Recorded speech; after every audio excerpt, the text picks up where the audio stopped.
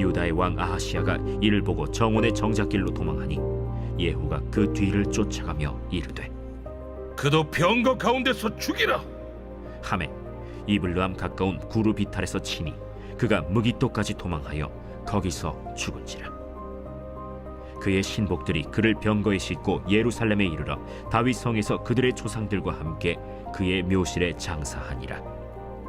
아합의 아들 요람의 제11년에 아하시야가 유다 왕이 되었었더라. 예후가 이스라엘에 오니 이세벨이 듣고 눈을 그리고 머리를 꾸미고 창에서 바라보다가 예후가 문에 들어오매 이르되 주인을 죽인 너 시므리여 평안하냐?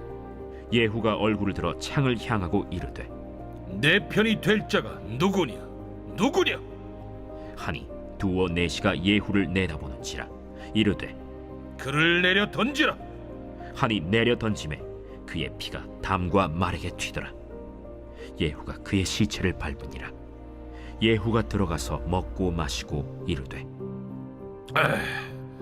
가서 이 저주받은 여자를 찾아 장사하라. 그는 왕의 딸이니라. 하매 가서 장사하려 한즉 그 두골과 발과 그의 손 외에는 찾지 못한지라. 돌아와서 전하니 예후가 이르되 이는 여호와께서 그 종 디셉 사람 엘리야를 통하여 말씀하신 바라. 이르시기를 이스라엘 토지에서 개들이 이세벨의 살을 먹을지라. 그 시체가 이스라엘 토지에서 거름같이 밭에 있으리니 이것이 이세벨이라고 가리켜 말하지 못하게 되리라 하셨느니라 하였더라.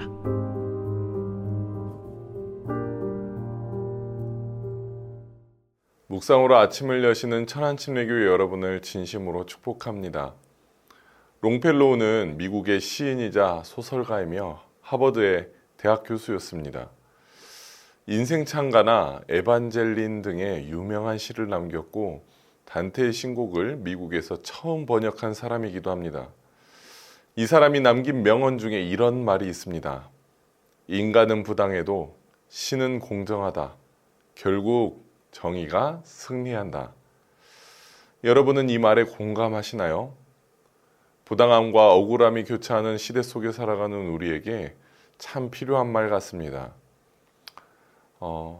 북이스라엘의 7대 왕 아합의 아들이며 8대 왕인 아하시야가 엘리야의 예언대로 죽음을 맞이했습니다. 아하시야에게 자녀가 없었기 때문에 아하시야의 형제인 요람이 북이스라엘의 9대 왕이 되었습니다. 북이스라엘의 왕 요람은 남유다와 연합하여 아람과 전쟁을 하고 있었습니다. 이때 엘리사는 사환 중 하나에게 길랏 라못에 나가 있는 예후에게 기름을 붓도록 합니다. 예후는 사환에게 기름 부음을 받았습니다. 예후에게는 따르는 군대도 있었습니다. 근데 때마침 요람 왕이 치료받기 위해서 이스라엘로 요양하기 위해 떠나 있었습니다. 모든 환경이 예후가 왕이 되기를 기다리고 있는 듯 보였습니다. 북이스라엘의 군대가 아람과 전쟁하고 있는 그때 예후는 결국 반란을 일으킵니다. 또 이스라엘은 반란으로 왕조가 바뀌었습니다. 예후의 반란으로 인해 북이스라엘의 왕 요람과 남유다의 왕도 모두 죽습니다. 예후가 이스라엘에 도착할 때 소식을 들은 이세벨은 눈화장을 진하게 하고 그렇게 치장한 후에 위험 있는 모습으로 나타납니다. 이세벨은 예후를 향해 반란 후 고작 7일간 왕위에 올랐던 시므리라고 부릅니다. 일주일 만에 죽었던 시므리처럼 예후도 죽게 될 것이라는 저주를 부은 것입니다.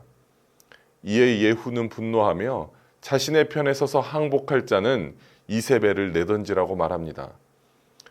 이세벨은 예후에게 항복한 자들에 의해 창문 밖으로 내던져 죽고 맙니다.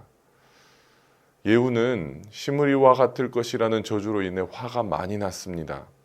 그래서 예후는 창문에서 떨어져 길에 나뒹구는 이세벨의 시체를 방치하였습니다. 식사를 마칠 만큼 어느 정도 시간이 지난 후에야 감정을 정리하고 예후는 이세벨의 장례를 위해 시체 찾을 것을 명령합니다.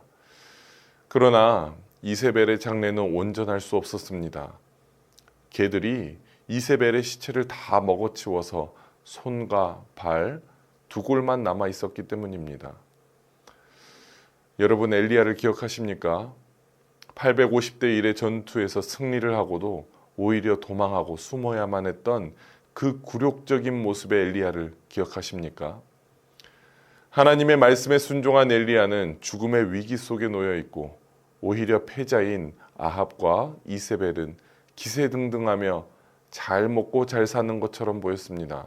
아합과 이세벨이 다스리던 때에 북이스라엘이 전성기를 맞이하여 여리고 성처럼 절대로 무너지지 않을 것만 같은 대단한 나라였습니다. 그러나 하나님께서는 무너진 엘리야를 일으키시고 회복시키며 말씀하십니다. 열왕기상 21장에서 여로보암과 바하사의 집처럼 반란으로 인해 그 왕조가 무너질 것과 들깨들이 이스라엘 성읍에서 이세벨을 먹게 될 것임을 말씀하셨습니다.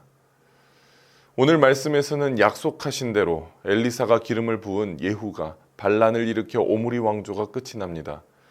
하나님의 말씀대로 이세벨은 배신당하여 죽고 개들이 그 시체를 먹어서 장례를 할 수도 없는 불명예스러운 일을 당하게 됩니다. 하나님의 말씀은 반드시 성취됩니다.